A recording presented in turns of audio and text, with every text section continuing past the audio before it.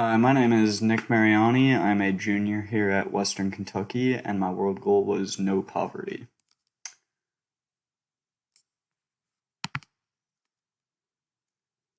So, the poverty line is the line that determines whether you are living in extreme poverty or not, and that line currently sits at $8.90 a day.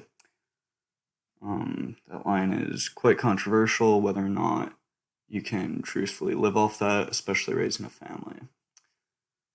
The targets for no poverty: one is educate everyone. I feel that's the most important. Education is the key to getting out of any situation, including poverty.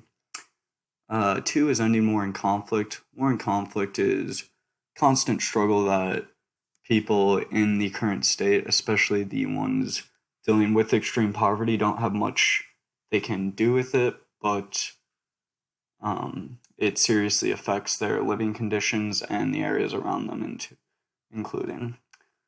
Third is continue to create equality. Around the world, even in the US, we still see major amounts of inequality in workplaces and pay and other sorts of ideas, but this carries over to other countries where other specific demographics don't have as many rights as others. So, cracking down on equality will also just help reduce poverty for those in poverty, especially in those less fortunate demographics.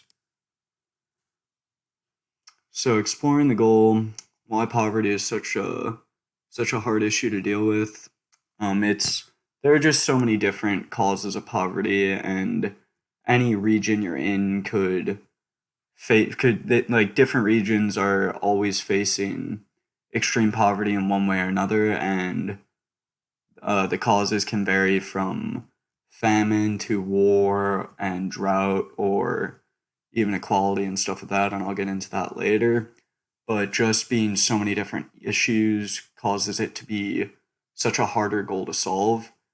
And initiating a movement, the only thing I have down is education, because that is the key to being able to solve any sort of problem, including dealing with poverty. Because if you're not educated and you don't know how to attack a problem, you're not really going to be able to do much about it. So I think that's the most important thing to be able to start to see change. And like I was just saying, the different causes of global poverty, there's lack of education, war and conflict, inequality, famine and drought, and even things such as natural disaster. Take Bowling Green, for example. While some of the town is definitely financially stable, some of it is not, and a tornado coming through the town is devastating to a lot of the community that can't necessarily afford that. Causes of poverty in the United States. Many of these causes will actually overlap, but some more specific to the United States are lack of education, lack of jobs, weather and natural disaster, like I just talked about, social injustice, but also a big one is lack of motivation.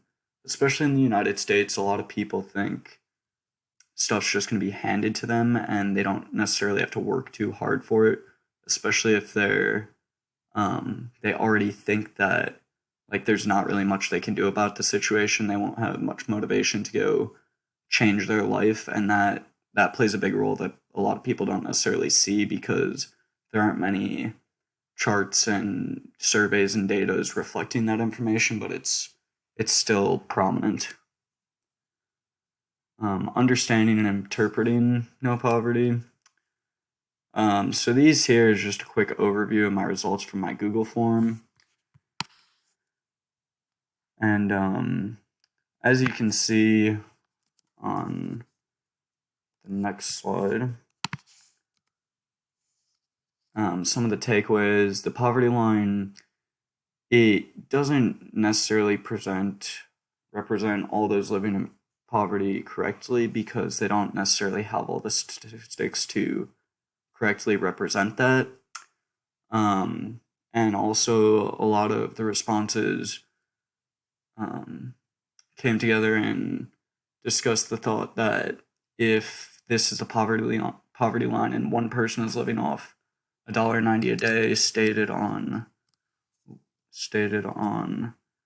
this last slide of all the information. This one in the bottom left, it's kind of hard to see, but it just kind of shows all the responses of people not necessarily agreeing with being able to support yourself and a family along with it, with that $1.90 a day. And then the final point is many people might not come forward about poverty, so those that are impoverished don't necessarily get represented in those data points. And the advocacy for no poverty. Here are just some ways to eradicate poverty, and some of them seem pretty straightforward, but they're kind of harder to grasp. Starting with eradicate corruption.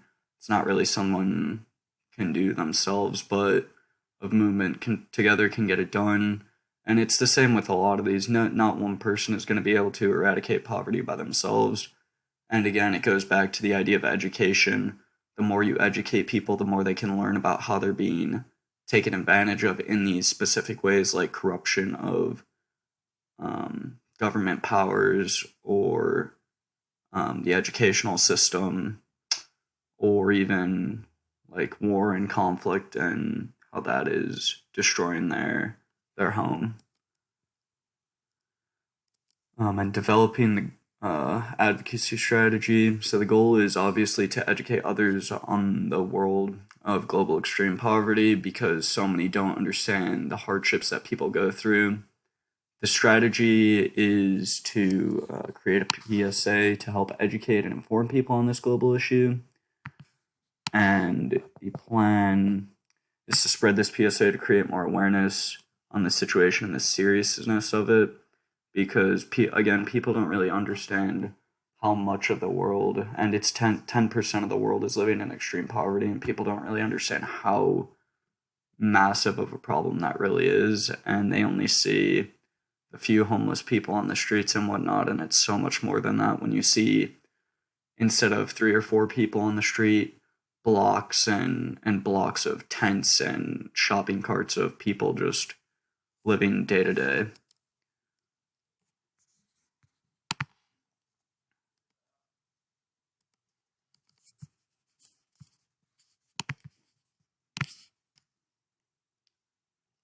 And then my reflection questions to testing that advocacy strategy. Due to the fact that it was not, but my PSA was not really widespread implemented, and I didn't get as much feedback as I would have liked to. I did share it as much as I could to try and bring as much awareness to the situation as possible. The first and most important thing I would like to change about it, though, would be my distribution of my PSA, and the more I would be able to spread that, the more awareness I would be able to create. And that is probably just the biggest thing, is getting the word out and showing people how seriously poverty really affects people. And then the 3 things I learned about this global goal. The first thing I learned is how many people are truly affected by it. Like I said, not many people really understand the true amounts of people affected by poverty. And like I said, it's 10% of the world.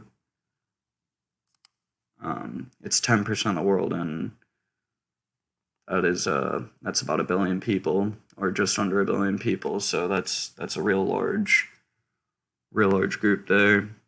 The second thing I learned is how many different causes to poverty there are, and how different regions can be affected in different ways. I never really realized that there's so many different reasons people can be suffering from poverty, and how challenging it is to overcome that when so many different regions are dealing with so many different versions of this poverty. But the third thing I learned is how easy it is to get involved. It's super hard, like I said, to go out and try and fight poverty by yourself, but even just doing little things such as participating in community work or donating or something as simple as just spreading the word and getting it out there can bring so much awareness to this problem and hopefully start to see a solution over the next tens of however many years it takes, because there has been a constant decline in that amount of people living under the poverty level. So hopefully we can continue on that trend and see a positive outcome in the future.